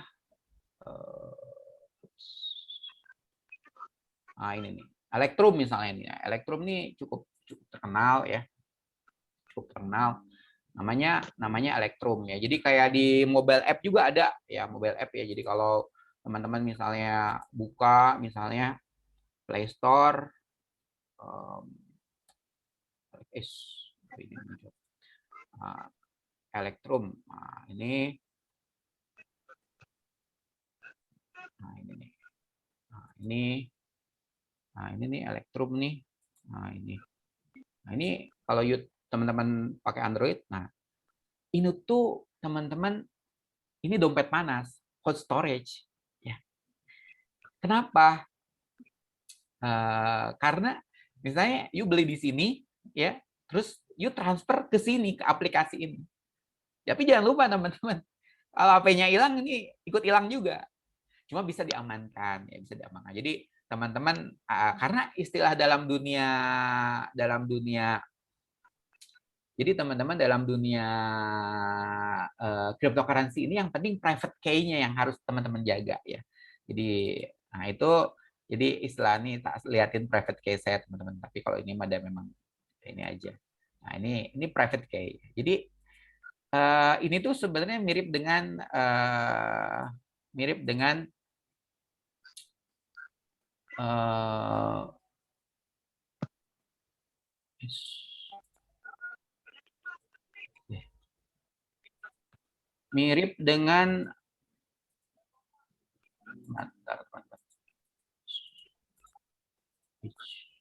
adresnya mana?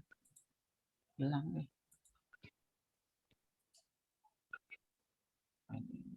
Sinkron. Nah, jadi teman-teman ini teman-teman bisa lihat di layarnya ini model private key sebenarnya. Jadi private key itu memang kalau teman-teman beli di sini itu biasanya private key-nya nggak dikasih tahu, cuma dikasih public key-nya sebenarnya ya. Karena private key itu kuncinya teman-teman, kuncinya ya. Jadi kalau Pak kira-kira bisa nggak sih tak simpen duitnya disimpan di HP saya gitu ya? Bisa ya. You beli di sini kemudian you simpen di app ini. Nah, nanti si gambar QR-nya ini you cetak teman-teman. You bisa lihat ya ada QR nih di layar ya. Nah, itu QR-nya tuh you cetak teman-teman. Nah, itu si QR-nya itu yang khususnya yang private key-nya itu ya. Itu kuncinya sebenarnya. Itulah rekening nasabah kamu ya. Tapi bukan rekening nasabah ya, karena dalam istilah cryptocurrency ini ada public key, ada private key. Itu sama-sama angka bisa dibikinin QR code. Nah, si public key itu adalah nomor rekening kamu yang kamu bilang ke semua orang. Jadi saya bilang, Pak Ahmad kirim duit dong Bitcoin ke saya gitu kan. Berapa pokoknya 1 jutaan gitu kan ya. Ya udah berarti saya kasih public key saya ke Pak Ahmad. Ya, public key saya ke Pak Ahmad supaya dia jadi Pak Ahmad tahu tuh alamat address Bitcoin saya, public key-nya. Tapi saya jangan liatin private key saya ke Pak Ahmad. Kalau saya liatin private key ke Pak Ahmad, ya tanda kutip Pak Ahmad bisa tahu duit saya berapa, teman-teman. Nah, makanya yang private key-nya ini disimpan baik-baik dan bisa dicetak, teman-teman. Dicetak. Jadi ya kamu cetak aja sih QR code-nya ya. Bagaimana saya mengaktifkannya? Yang penting masuk lagi dari software-software kayak seperti ini. Ya, ada yang lainnya misalnya misalnya tuh mycelium. Nah, ini memang udah tingkat tinggi teman-teman ya. Tapi ini salah satu alternatif. Kalau di luar di kita juga udah banyak sih yang tahu ya urusan kayak gini ya. Nah, ini nih. Ya. Mycelium Bitcoin Wallet. Nah, ini ya. Jadi teman-teman atau yang by under ini ya, under sistem operasi, under Windows atau under kalau saya pribadi kan pakai Linux teman-teman ya. Pakai Mac juga bisa. Nah, ini softwarenya mirip ya. Ini teman-teman ya. Tapi teman-teman jangan lupa nyimpan di hot storage itu resikonya besar. Ya, resiko besar. Kalau ada orang bisa tahu private key kamu, berarti ada orang yang bisa nyolong duit kamu. Itu masalahnya ya. Cuma amannya di mana? Amannya andaikan trading exchange-nya kecolongan ya. Jadi kalau misalnya ini walau alam gitu ya, kita kan nggak tahu ya, kita kan trust terhadap perusahaan ini karena pemerintah trust teman-teman ya. Tapi di Jepang itu ada satu kejadian perusahaan kayak gini tuh ada maling masuk gitu kan ya, maling masuk ya. Nah itu jadi masing-masing punya resiko masing-masing teman-teman ya, masing-masing punya resiko masing-masing. Enaknya di perusahaan kayak gini teman-teman gampang cair, ngeliquidnya gampang banget gitu kan. Jadi kita punya uang, kita mau transfer lagi ke rupiah itu gampang banget di sini. Kalau di sini kan teman-teman agak sulit ya, agak sulit tidak praktis lah, masih butuh buat sebagian dianggap praktis karena sering melakukannya ya gitu ya. Tapi buat teman-teman yang punya akun di sini itu gampang banget mencairkannya teman-teman ya, gampang banget. Jadi kita masukin di perusahaan-perusahaan kayak gini itu teman-teman masukin uang. Kalau you simpan, misalnya you simpan duit satu apa lagi ini perusahaan udah support virtual account. Jadi you simpan misalnya 1 juta gitu kan, simpan 1 juta pakai virtual account itu hanya dalam waktu, kalau dia nggak ada masalah biasanya cuma kurang dari 5 detik duitnya udah masuk di account mereka. Nah, nanti kalau you udah masuk sini, ya you tinggal buy aja pengen yang mana gitu kan, tinggal buy gitu. Instan. Nanti kalau mau di withdraw, mau ditarik duitnya jadi rupiah lagi juga gampang ya. Biarpun dalam satu masa teman-teman, nah ini harus kita hati-hati ya. Saya pernah dulu 2017 itu nunggu duit 3 hari teman-teman ya gitu kan. 3 hari biasanya sebenarnya 10 menit teman-teman ya. Jadi 10 menit itu kayak duitnya udah bisa cair gitu kan. Duitnya udah bisa cair 10 menit ya sebenarnya ya. 10 menit. Jadi kalau misalnya saya punya Bitcoin, kemudian saya mau tak cairin rupiah. Nah, itu tuh berarti kan pada dasarnya itu harus ditransfer ke pihak yang punya akunnya si trading exchange. Nah, itu harusnya 10 menit. Jadi kalau mengirim uang dari satu cryptocurrency sebenarnya itu 10 menit ya, 10 menit ya. Kalau lagi lancar gitu teman-teman, lagi lancar. Tapi ada di satu masa dulu 2017 kalau nggak salah, itu benar-benar macet teman-teman ya. Itu bisa orang seminggu, 3 hari. Nah, itu karena memang jaringannya kacau dulu teman-teman, jaringannya kacau karena terjadi kartu merah di mana-mana ya. Jadi banyak negara yang bikin kartu merah dan orang ketakutan semua dulu ya. Wajar itu 2017 tuh banyak negara ketakutan dan akhirnya banyak orang yang menjual aset kriptonya dan dia tuh turun bener di sini, turun banget. Ini kan baru-baru teman-teman ya.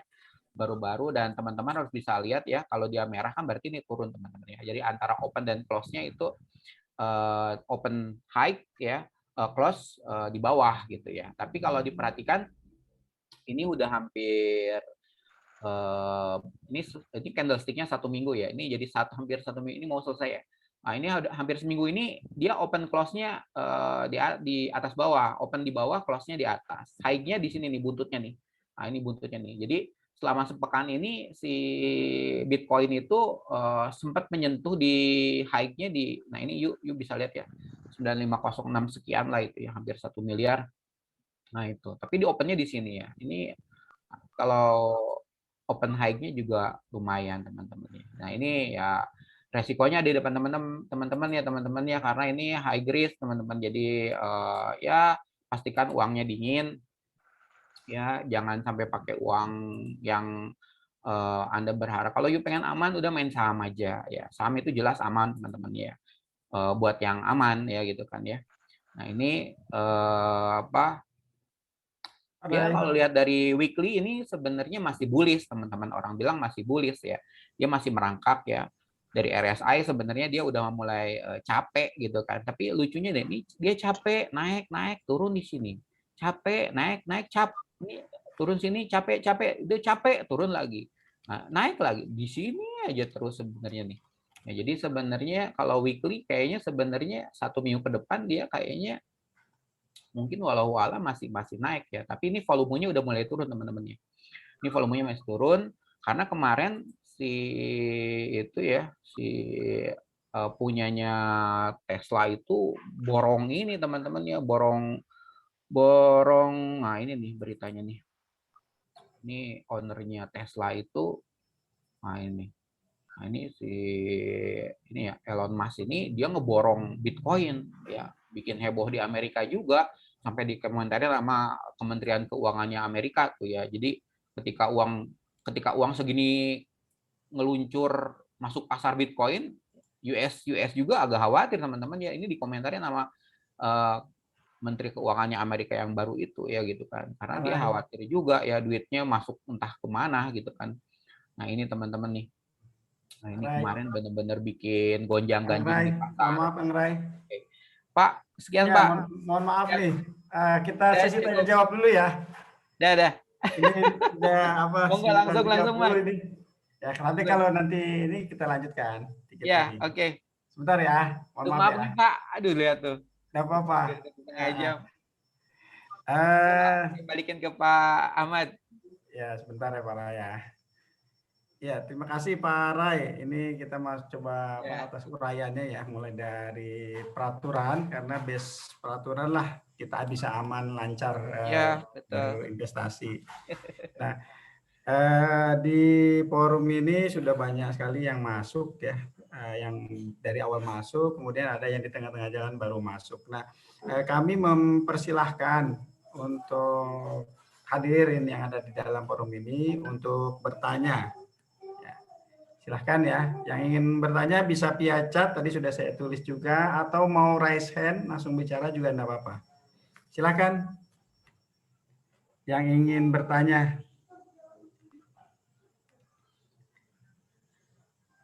Ada di dalam semua ini ya? Ada di dalam semua kan? Ya, semoga. Ya Pak.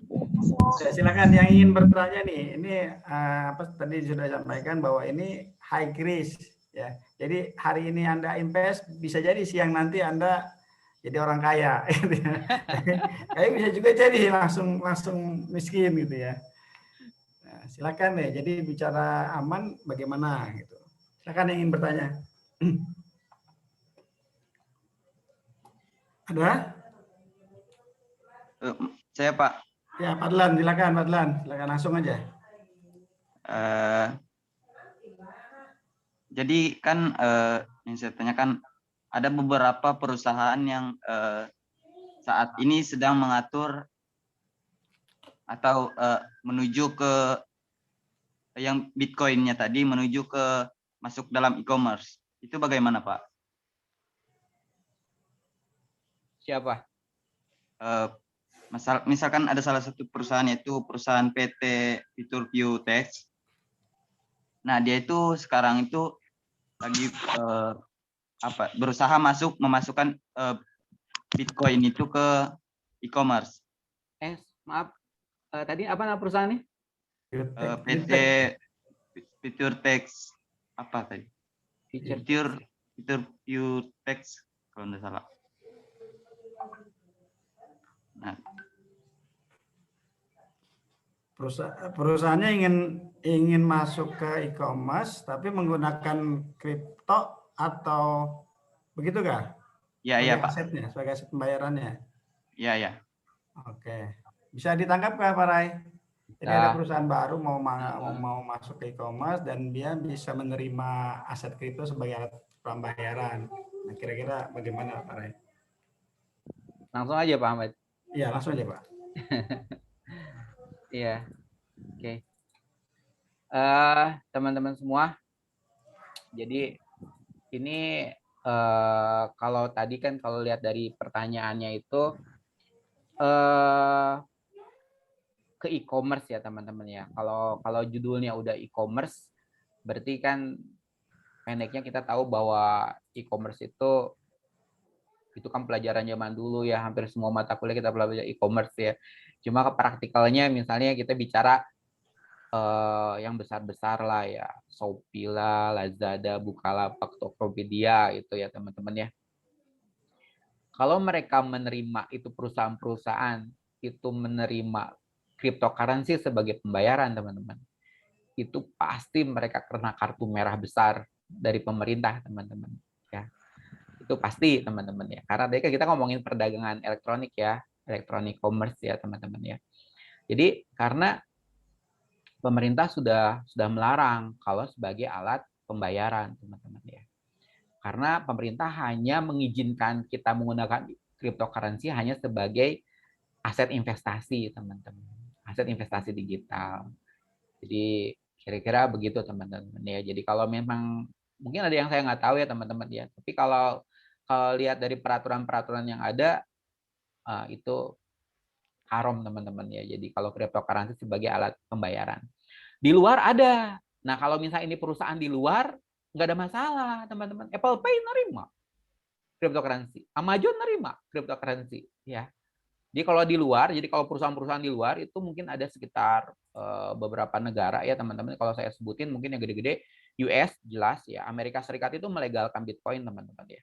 Jadi Jepang, wah ini memang Jepang ini paling rame teman-teman. Ketika China down dulu 2017 itu hampir semua trading di Cina itu pindah ke Jepang teman-teman ya, pindah ke Jepang.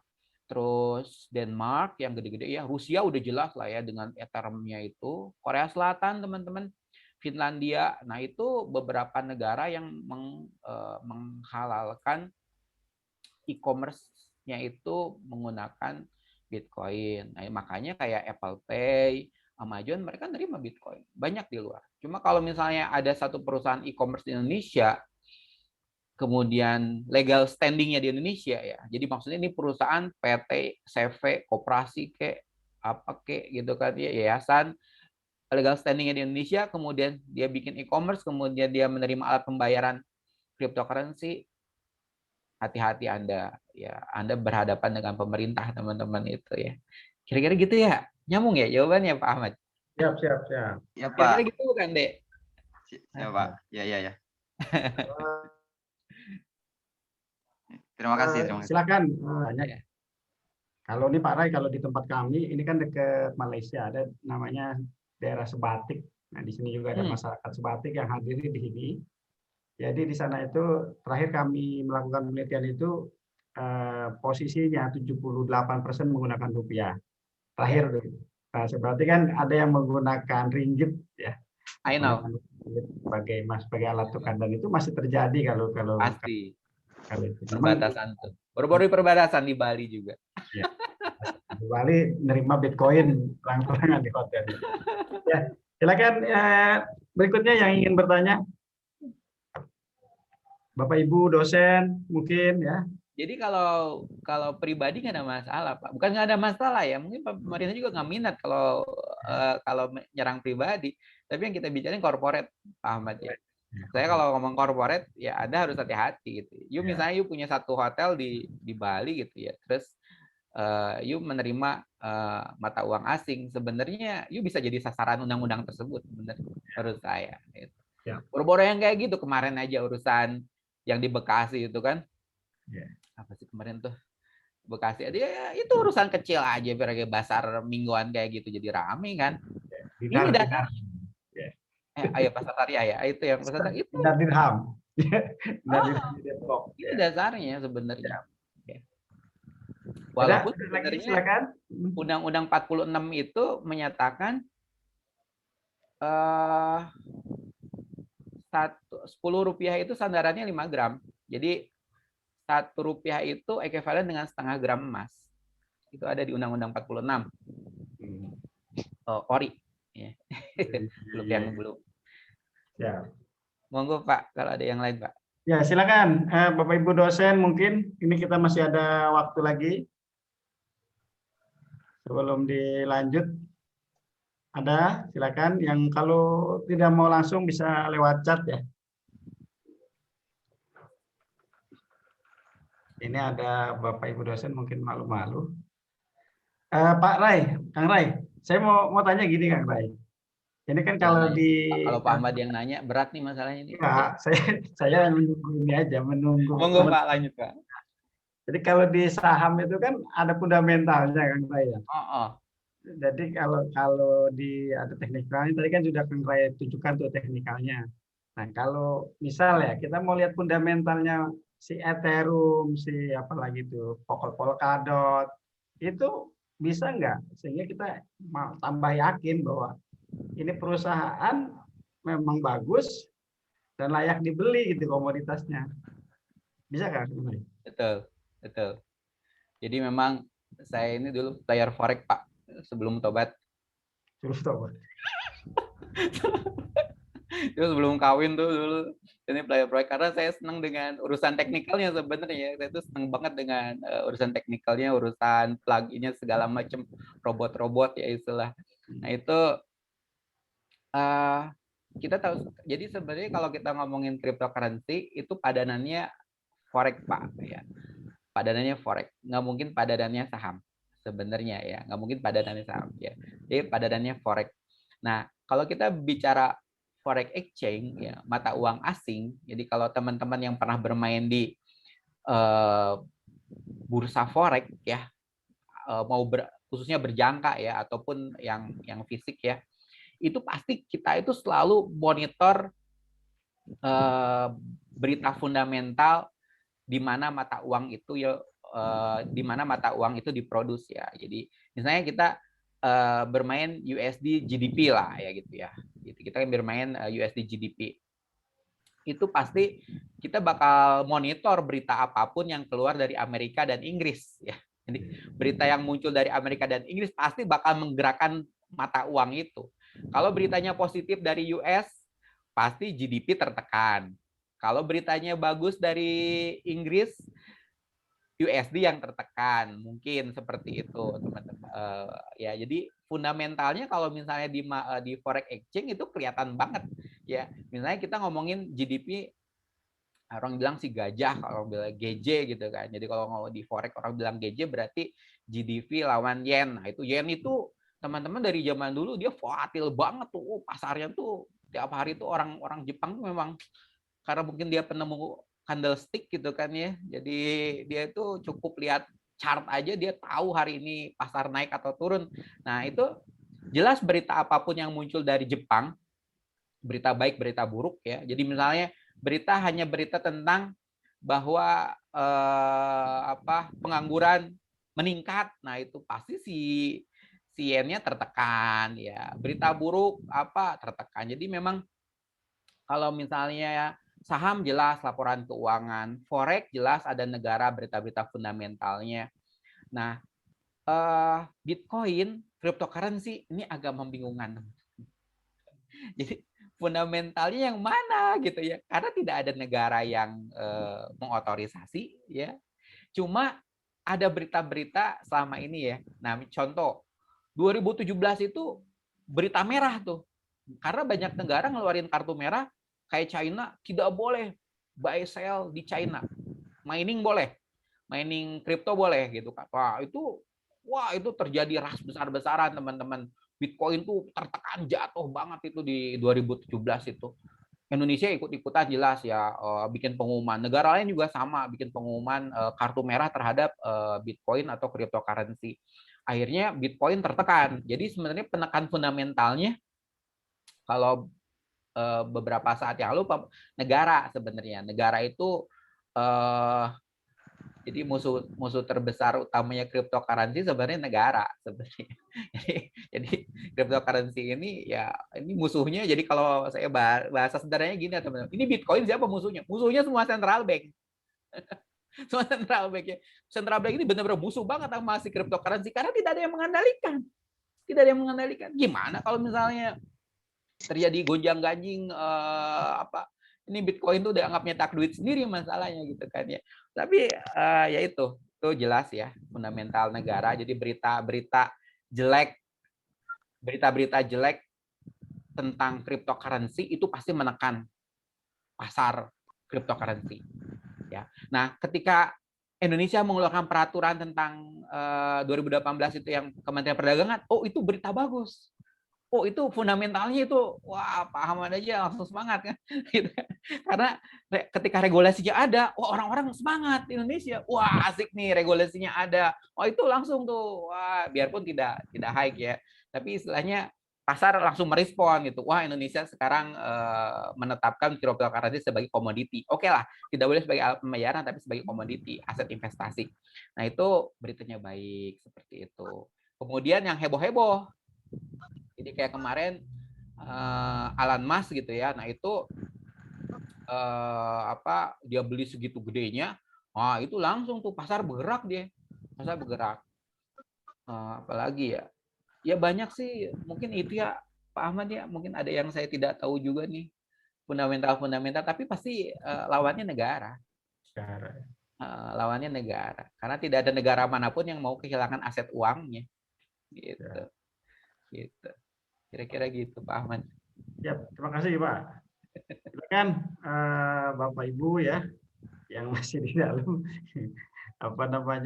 Ini ada pertanyaan nih kan ke saya kan. Jawabnya ke saya. Jadi kira-kira gitu ya. Kalau ke depan nih gitu ya. Kalau di saham kan jelas nih rekomendasi, mintanya rekomendasi.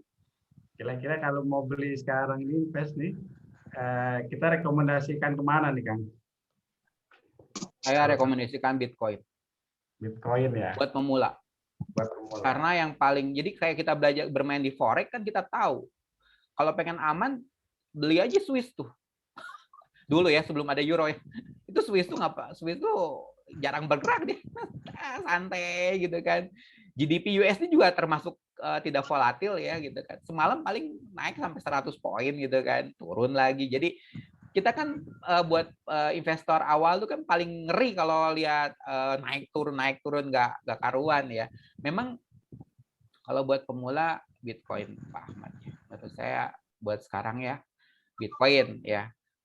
Kalau mau beli alternatif koin, pastikan Anda sudah mengenal alternatif koin itu, apalagi token ya, gitu ya. Pastikan Anda sudah mengenal baik ya, gitu. Kalau menurut pendapat saya pribadi, teman-teman bisa masuk dari Bitcoin, apalagi udah hampir 2 tahun ini cerah banget gitu kan ya. Biarpun saya orang yang pernah rugi urusan Bitcoin ini gitu, jadi karena rugi itu karena mining ya. Itu lihatnya sih kelihatannya dia kayak emas teman-teman. Coba yuk teman-teman lihat grafik emas dari tahun 70 ya. Ketika mata uang tidak disandarkan pada emas ya, itu tahun 73 mungkin ya sampai 80 itu emas tertekan luar biasa. Orang tuh berpikir bahwa emas itu bakal tidak berharga teman-teman. Tapi kan grafiknya beda lagi. Gimana permintaan pasar tetap teman-teman ya. Ternyata orang tuh masih percaya pada emas. Biarpun emas sebagai komoditi teman-teman, bukan sebagai mata uang gitu kan. Dia laju sampai sekarang laju terus, nggak pernah turun. 1 gram sampai 1 juta tahun kemarin. Menuju sejuta. Bitcoin Pak mungkin ya. Siap. Nah ini saya juga coba share ke teman-teman yang hadir, yang mahasiswa yang hadir di sini ya. Kalau ngeliat harga Bitcoin kan memang sudah hampir nyampe 950 juta. Ya. Tapi nggak usah khawatir, belinya nggak segitu gitu ya. Iya. Belinya bisa direceh gitu Pak Ray ya. Betul. Iya. Betul. Iya, jadi belinya jangan ngeliatin angkanya. Karena kemarin saya ada juga yang bertanya ke saya, gimana cara belinya nih Pak, gitu kan? Nah belinya sesuai kantong kita, jangan berasumsi belinya harus 1 koin, tidak. Gitu Pak Ray ya. Iya, memang yang hal unik dari kripto seperti itu Pak ya. Ya sebenarnya sama aja Pak. Jadi misalnya Pak saya bisa beli dolar nggak dengan duit 10.000? Kata Pak Ahmad gimana? 10.000 loh. Ya 1 dolarnya aja udah 14.000 kan. Kira-kira dengan duit kalau pertanyaan Pak duit 5.000 bisa beli dolar nggak? Bisa, tapi yang recehnya sen. Iya kan? Yang recehnya sen gitu kan. Nah gitu karena orang pikirannya sih 1 dolar ya kan gitu kan. Dia nggak pernah pikir bahwa 1 dolar tuh ada 100 sen gitu kan. Nah itu ya beli sennya gitu kan. Kalau 5.000 mah dapat duit sen dolar gitu kan, bukan 1 dolar. Nah di cryptocurrency juga sama teman-teman semua. Jadi istilahnya hanya duit dengan 100.000 aja teman-teman bisa dapetin Bitcoin. Jadi teman-teman Bitcoin itu jumlahnya hanya 21 juta Bitcoin. Hanya 21 juta Bitcoin ya. Dari 21 juta Bitcoin itu nanti dari kata Pak Ahmad ya, memang hari ini satu Bitcoinnya itu mau menyentuh hampir 1 miliar teman-teman ya. Nah nanti kalau saya mau beli 100.000 bisa nggak? Bisa aja ya. Nanti dapatnya 0,0001 Bitcoin. Nah seperti itu teman-teman ya. Seperti itu. Sah teman-teman, sah itu ya. Kira-kira begitu ya Pak Ahmad ya. Betul. Kita nggak belajar teknis buy sell nih teman Pak Ahmad nih, maaf ya. Gitu. Masih ini mungkin masih awam ya kalau di tempat kami Pak Ray. Beda dengan suasana Bandung ya. Saya kemarin coba searching itu di Bandung itu kan udah banyak komunitasnya gitu kan. Banyak Pak. Banyak betul gitu. Jadi memang pasar kayaknya terbentuk. Pak Ahmad sekarang ngundang orang sebenarnya. Iya. Banyak yang lebih expert misalnya. Nah, jadi kalau kami di Kaltara ini ya memang mencoba masuk ke dunia yang memang hari ini sudah di depan mata, bukan sudah di depan mata lagi, sudah masuk ke dalam kehidupan keekonomian kita. Iya. Jadi mau nggak mau kita coba sharing lah ke teman-teman mahasiswa, teman-teman dosen, kadin yang ada di dalam ini, para pelaku pasar gitu ya. Iya. Apalagi tadi Bank Indonesia mau bikin CDC ya, Iya. iya currency digital. Nah ini kan arah-arah ke sana kita mau mau semuanya pakai aset kripto, kemungkinannya bisa gitu ya. Bisa. Oke, Kang Rai.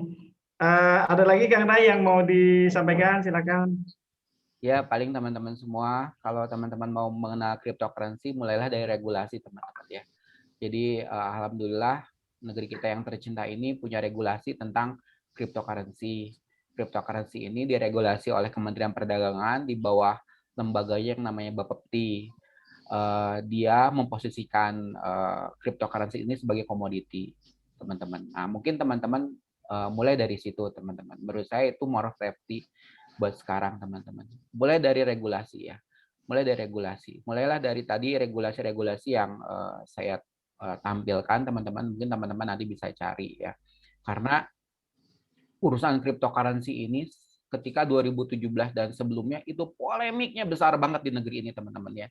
Dan yang paling keras bunyinya itu jelas Bank Indonesia ya, sebagai pihak yang paling punya kuasa terhadap pengaturan mata uang, teman-teman ya. Dia tuh dengan sangat keras menyatakan bahwa cryptocurrency itu haram dan tidak sah sebagai alat pembayaran. Nah, tapi kalau teman-teman minat, mangga silahkan mulai dari sebagai komoditi ya, gitu. Kayak gitu Pak Ahmad ya. Ya. Udah. Terima kasih Kang Rai atas sharingnya ya. Mungkin ini Ya. karena waktu jua sudah mau habis. Kita akhiri ya. Ya, monggo Pak. Sharing knowledge hari ini, alhamdulillah. Mungkin memang teman-teman ini banyak yang masih bingung banget kayaknya, masih bingung banget gitu ya.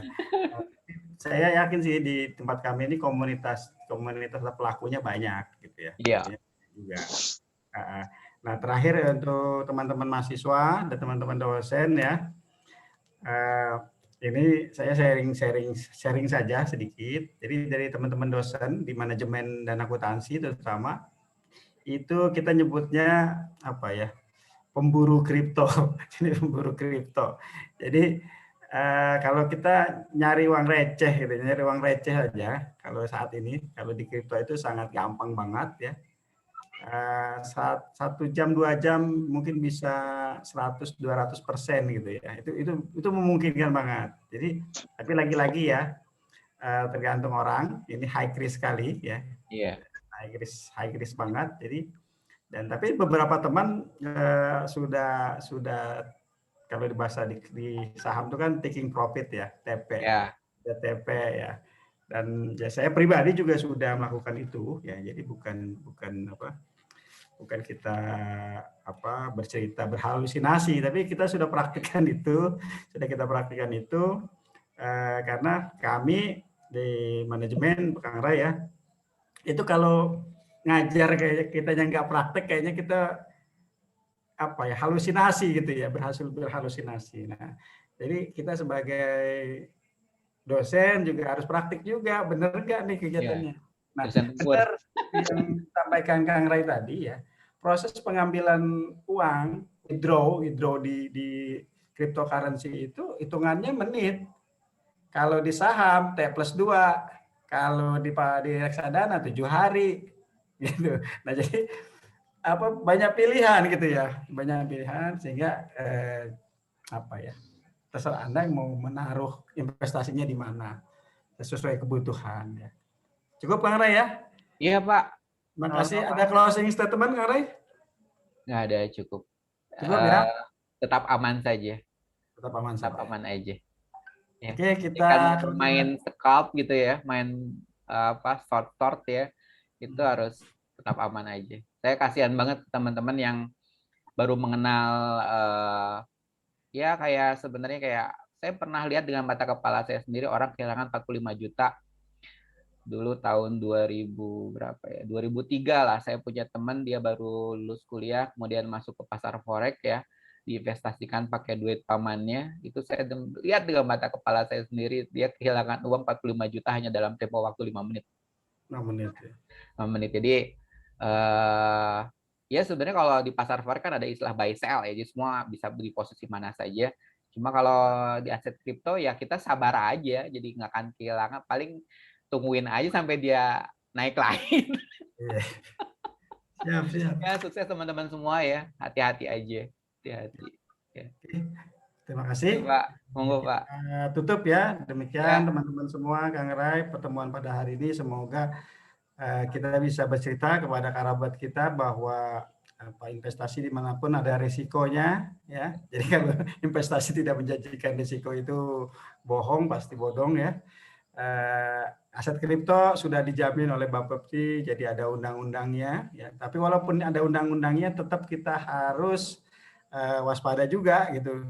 Ya, karena kehilangan bisa terjadi kapan saja. Contohnya tadi di Jepang, Kang Raya, di Jepang Iya, dulu pernah. ada di hacker hilang semua asetnya. Jadi, tidak ada yang tidak aman, tapi carilah yang terburuk dari yang paling tidak aman itu.